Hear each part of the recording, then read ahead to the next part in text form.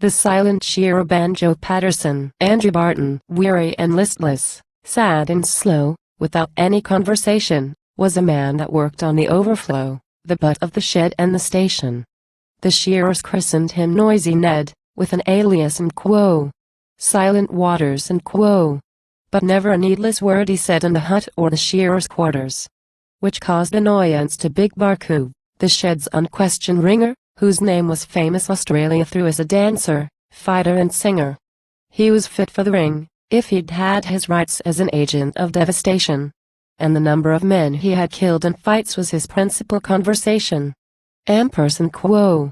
I have known blokes go to their doom, ampersand quo, said he, ampersand quo, through actin' with haste and rashness, but the style that this Noisy Ned assumes, it's nothing but silent flashness. Ampersand quo.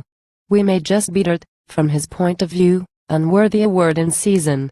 But I'll make him talk like a cockatoo, or I'll get him to show the reason. Ampersand quo. Was it chance or fate, that King Condamin, a king who had turned a black tracker, had captured a baby porcupine, which he swapped for an quo, fig tobacco and quo.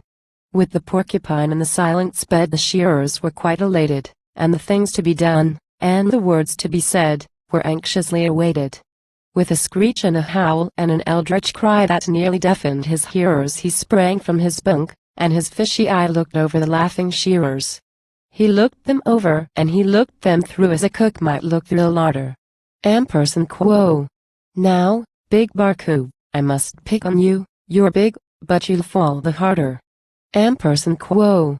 Now, the silent man was but slight and thin and of middleweight conformation, but he hung one punch on the Barcoo's chin, and it ended the altercation.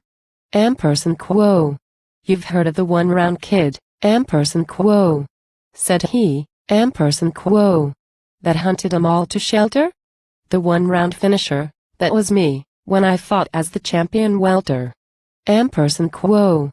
And this Barcoo bloke on his back reclines for being a bit too clever, for snakes and wombats and porcupines are nothing to me whatever. Ampersand quo.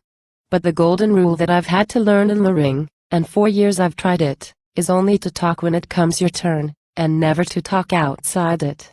Ampersand quo.